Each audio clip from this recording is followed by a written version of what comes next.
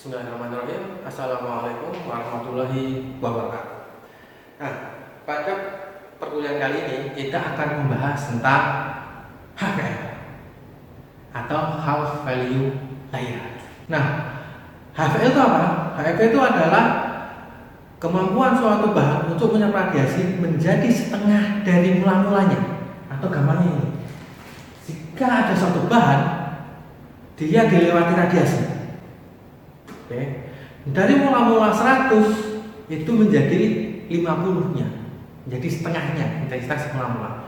Itu yang disebut dengan HVL atau Half Value Layer. Intensitas awal menjadi setengah dari intensitas mula-mula tadi. Misalkan ini 100, setelah melewati bahan menjadi 50, itu yang disebut dengan HVL. Nah, sebelum kita membahas tentang HVL, yaitu kita akan membahas tentang rumus samping ini. Ini apa? Ini adalah rumus untuk mengetahui nu atau kemampuan bahan untuk menyerap radiasi. Nah, di setiap bahan itu beda-beda antara bahan satu dengan bahan lain. Ini saya ada beberapa bahan ya.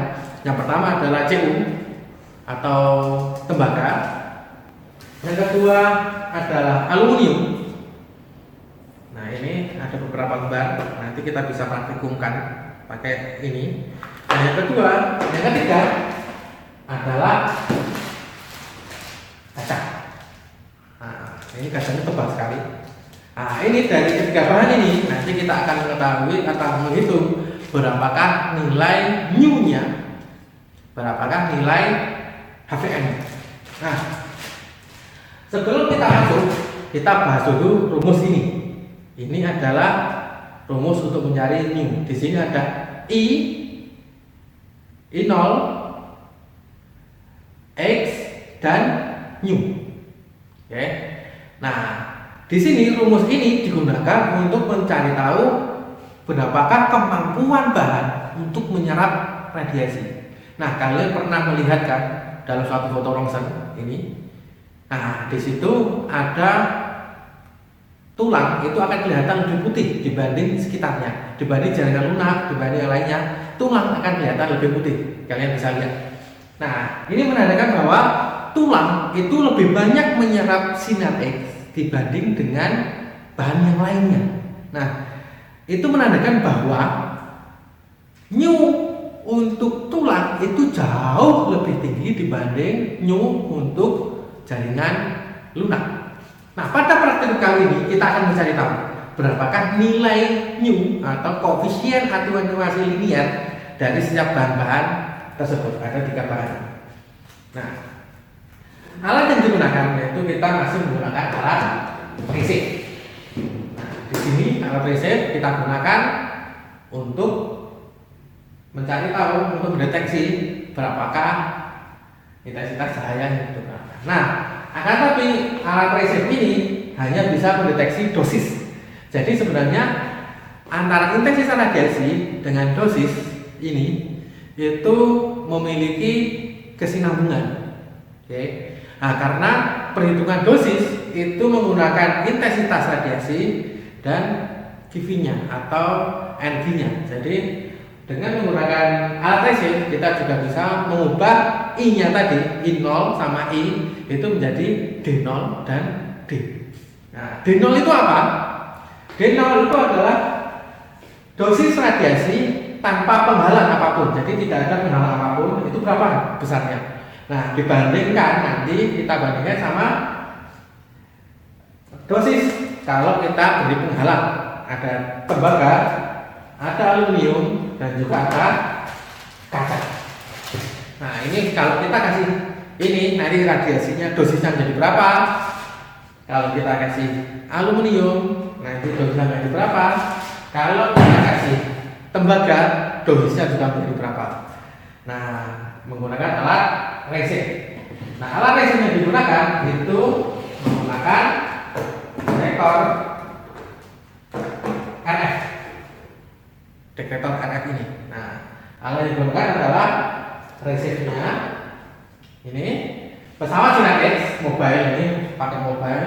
Nah, itu nanti digunakan untuk pengambilan foto. Jadi pengambilan foto saya ada di balik sini. Oke, langkah awal kita rakit dulu resipnya. Alat resipnya. Kita rakit dulu resipnya. Jadi menggunakan ini layar ini dengan detektor RF. Oke.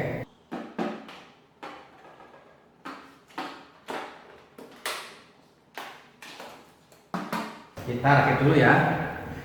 Oke, detektor RF. Ini kita masukkan ke sini, ke bagian sensor sini. Selanjutnya ini dimasukkan ke sini. Oke, dia akan memproses untuk mendeteksi detektornya. Oke. Nah, di sini bisa dilihat dia bisa mengetahui berapakah QV yang dipancarkan oleh pesawat Sinar-X ini. Berapakah dosisnya pakai miligray ini? Dosisnya berapa? Kemudian waktu penyinaran, waktu take-nya nanti berapa? Terus ini ada HVL-nya, jadi otomatis dia ketahuan HVL-nya berapa.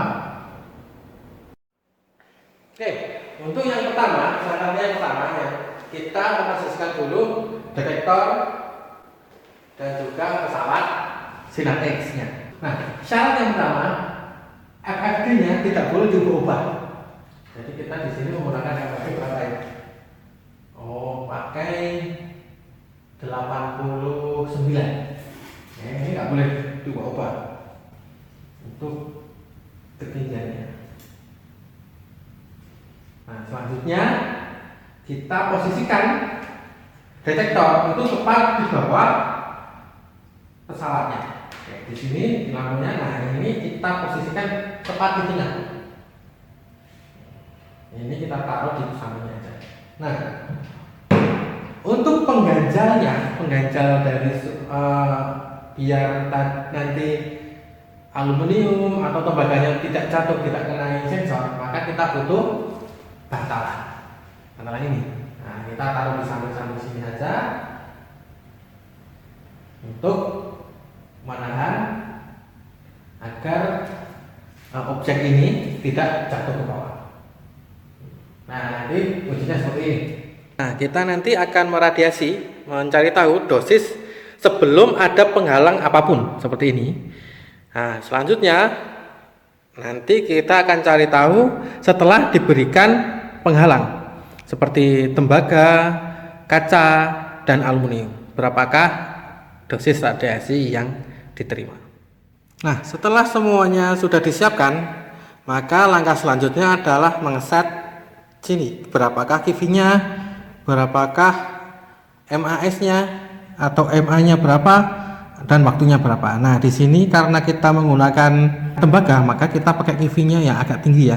Di sini kita set 70 aja supaya bisa menembus timbal yang agak tebal. 70 aja. Oh, kita 75 aja lah biar lebih mantap.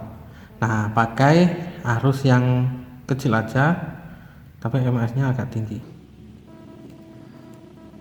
Udah maksimal, ini MAS-nya cuman 0,1 MAS aja. Waktunya aja, ini kasihan alatnya nanti kalau terlalu tinggi. Oke, nah langkah selanjutnya adalah nanti kita cari tahu berapakah radiasi awal, dosis awal atau D0. Kemudian berapakah dosis setelah kita kasih penghalang.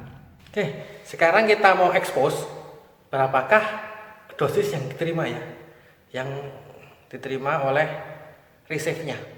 Oke, kita expose ya sekarang ya, berapakah nilainya. Setelah kita expose akan muncul seperti ini pada layar receive-nya. Nah, di sini bisa kelihatan bahwa waktu yang digunakan adalah 10,9 milisecond. Oke, di sini juga diketahui pulsanya grafik ada satu, bentuk grafiknya seperti ini. Dosis totalnya ada 11 mikrogray. Nah, di sini laju dosisnya sekitar 1,021 mg per second. Nah, di sini ada HVL, tapi ini tanpa HVL ya. Kita expose tanpa HVL. Jadi nilai HVL untuk ini hanya karena FFD-nya terlalu jauh, sekitar 80 sekian cm. Jadi dia mendeteksi bahwa terlalu jauh ini itu menyebabkan dia mendeteksi adanya penahan. Jadi seperti ada HVL-nya. Jadi dia HVL-nya sekitar 2,58 mm AL HVL. Jika kita hubungkan ke laptop, maka akan muncul seperti ini. Ini kali ini sudah saya hubungkan receive-nya ke laptop saya, jadi akan muncul seperti ini. Ini akan menghasilkan grafiknya seperti ini dengan dosis sekian, waktunya sekian, dosis rata-rata sekian, pulsanya sekian dan sebagainya. Oke, di sini kita ambil 3 kali expose ya. Expose pertama menghasilkan dosis 12,4 mikrogray, yang kedua 12,57, yang ketiga 11,16 mikrogray. Nah, nanti dari ketiga ini kita rata-rata. Ini yang tanpa penahan apapun. Jadi dosisnya sekian. Nah, ini nanti kita coba menggunakan penahan, menggunakan tembaga terlebih dahulu. Untuk selanjutnya kita menggunakan penahan. Di sini kita menggunakan penahan tembaga atau CU dengan ketebalan 0,5 mm. Ini kita taruh di atas, tepat di atas detektornya. Nih, kita nyalakan cahayanya. Ini kita taruh di atasnya seperti ini. Nah, selanjutnya kita akan expose. Eksposinya dengan syarat harus sama persis seperti sebelum menggunakan penahan. Di sini tanpa penahan ya. Tadi tanpa penahan itu 75, kivinya MAS-nya 0,25. Nah, sekarang kita menggunakan tembaga seperti itu, nah, dengan KV dan MAS yang sama dan juga FFD yang sama. Maka kita expose. Kita expose ya dengan penahan tembaga.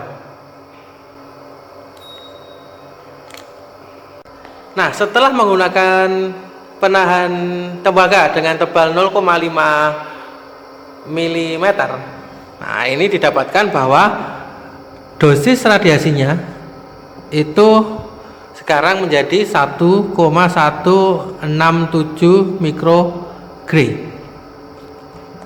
Nah, dengan grafik seperti ini, lajunya seperti ini, dan ada keterangan HVL-nya. Nah, kita bandingkan dengan yang tanpa penahan. Jika kita lihat dengan penahan dan tanpa penahan ya, di sini 3 expose ini tanpa penahan, yaitu 11, 12, 12 mikrogray.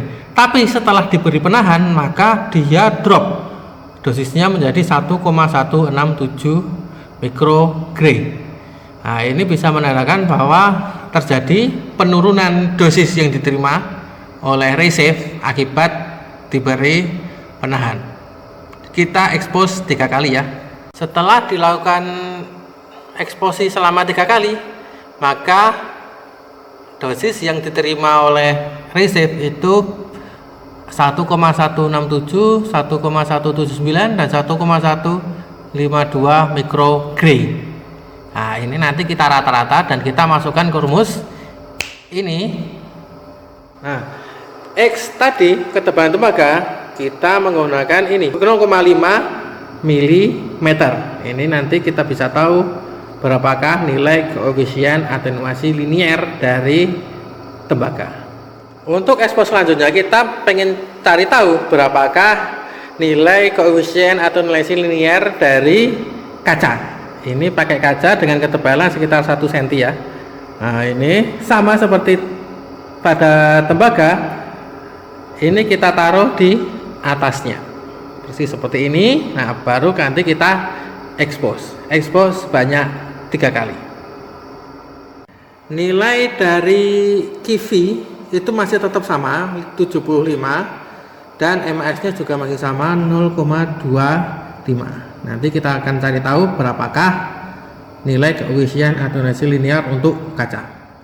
Setelah kita lakukan eksposi untuk kaca, ketiga dosis ini adalah hasil eksposi dengan penahan kaca. Di sini diketahui bahwa dosis yang diterima sekitar 9,3, 9,28, 9,28 untuk 3 kali eksposi. Untuk bahan selanjutnya kita menggunakan aluminium dengan ketebalan 1 mm. Ini pakai aluminium ketebalan 1 mm. Nah, nanti kita cari tahu berapakah koefisien atenuasi linear dari aluminium. Kita taruh tepat di atas detektor, pas di sini ya. Ini nanti kita cari tahu berapakah hasil dari dosis yang diterima. Kita expose juga sebanyak 3 kali.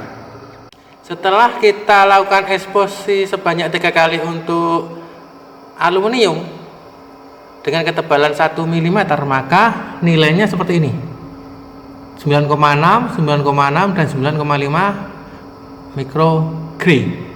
Nah, bedanya, uniknya, grafiknya itu berbeda-beda dari ketiga bahan. Ini untuk aluminium 1 mili. Ini untuk kaca tadi grafiknya seperti ini. Ini untuk tembaga dengan ketebalan 0,5 mm dan ini untuk tanpa menghalang apapun, grafiknya seperti ini. Nah, dari ketiga bahan memiliki karakteristik yang berbeda-beda. Setelah ketiga bahan tadi diuji menggunakan pesawat sinar X, nah selangkah selanjutnya adalah kita hitung menggunakan rumus ini.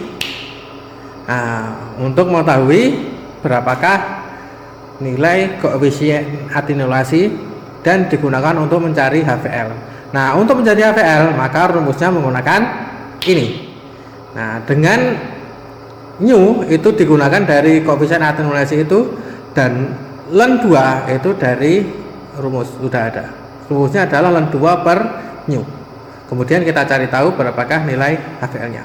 Nah, karena kita sebelumnya memiliki rumus Ix sama dengan I0 E min nu X, jadi saya sudah jelaskan bahwa intensitas radiasi itu setara dengan dosis. Jadi dosis itu ada perkalian intensitas radiasi dengan energinya. Jadi ini setara. Sehingga bisa dikatakan bahwa Ix itu setara dengan Dx atau dosis. Intensitas itu setara dengan dosis. Nah, bisa kita ganti rumusnya menjadi Ix sama dengan Dx, I0 sama dengan D0. Dengan Dx itu adalah setelah melewati penahan. Jadi setelah ada penahannya. Nah, D0 itu tanpa penahan. Dengan X itu ketebalan bahan. Ini satuannya pakai meter. Jadi nanti kita satuannya ubah semuanya menjadi meter.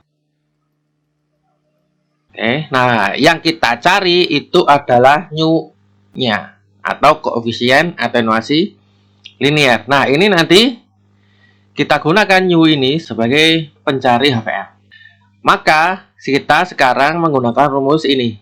Dx sama dengan D0 E, ini eksponensial, min nu X. Nah, maka kita sederhanakan rumusnya menjadi ini. Nah, karena Dx sama dengan D0 E min nu X, sedangkan yang kita cari adalah nu-nya, maka ini saya pindah ke bagian kiri. Nah, kemudian saya bisa ubah ini pindah ke sini. Kalau dipindah menjadi bagi. Jadi sini per D0. Nah, sehingga rumusnya berubah menjadi ini. Oke. Sekarang rumusnya berubah menjadi ini karena D0-nya yang di sini itu dipindah ruas, itu menjadi bagi. Makanya beda di sini. Nah, selanjutnya kalau kita hitungkan susah. Maka saya misalkan ini sebagai A. Oke, biar gampang ya, ini sebagai A. Nah, sehingga A itu bisa dikatakan dx per d0. A itu juga bisa kita katakan E pangkat min nu x. Nah, sehingga bisa saya ubah seperti ini. Jadi dx per d0 itu A. Ini untuk mempermudah rumus saja nanti perhitungannya. Nah, bisa juga dikatakan bahwa A itu E pangkat min nu x. Nah, ini kan setara. Yes, bisa sama aja. Nah, kemudian karena ini ada eksponensialnya, biar E-nya hilang, ini mau tak hilangin, maka ini harus dilenkan. Oke, nah maka rumusnya menjadi len A sama dengan min nu x. Seperti ini. Maka rumusnya berubah menjadi ini. Dari ini, biar E-nya hilang, maka harus dilenkan yang A-nya. Maka menjadi len A min nu x. Nah, ini bisa kita ubah. Kan X-nya sudah diketahui. Ini sudah diketahui. Yang dicari ini. Sehingga bisa saya ubah. Maka menjadi nu itu sama dengan X-nya dipindah ruas. Menjadi bagi X. Min-nya juga dipindah aja biar gampang. Nah, seperti itu. Maka rumusnya sekarang menjadi nu itu len A per min x. Nah, nanti nu ini kita gunakan untuk rumus HVL. Nah, HVL sama dengan len 2 per nu. Nah, ini adalah koefisien atenuasi linear. Semakin besar nu-nya, itu semakin susah sinar X untuk menembusnya. Semakin susah. Makanya tulang itu nu-nya itu lebih besar dibanding jaringan lunak. Makanya kalau di foto rongsen, tulang itu bisa kelihatan lebih putih dibanding jaringan lunak. Nah, karena nu ini berbanding terbalik, okay, semakin besar nu, kalau dia berbanding terbalik, maka HVL semakin kecil. Dalam artian, nu-nya semakin besar, HVL-nya semakin kecil. Karena semakin besar nu, maka semakin susah radiasi menembus. Sehingga hanya butuh selembar tipis benda tersebut untuk menahan radiasi menjadi setengahnya. Nah, makanya penahan radiasi itu kita gunakan timbal. Karena nu timbal itu sangat tinggi dengan harga yang murah. Sehingga HVL-nya tipis saja. Bisa menahan radiasi menjadi setengahnya. Maka ini konsep dari HVL. Nah, sekarang kita coba, kita hitung dari hasil tadi kita mencari tahu dosis radiasinya. Dari tanpa penghalang, dengan penghalang tembaga, aluminium, dan kaca. Nah, kita sudah masukkan ke dalam Excel, biar gampang ini. Ini tanpa penghalang. Ini tanpa penghalang. Ini aluminium. Ini kaca aluminium 1 mm.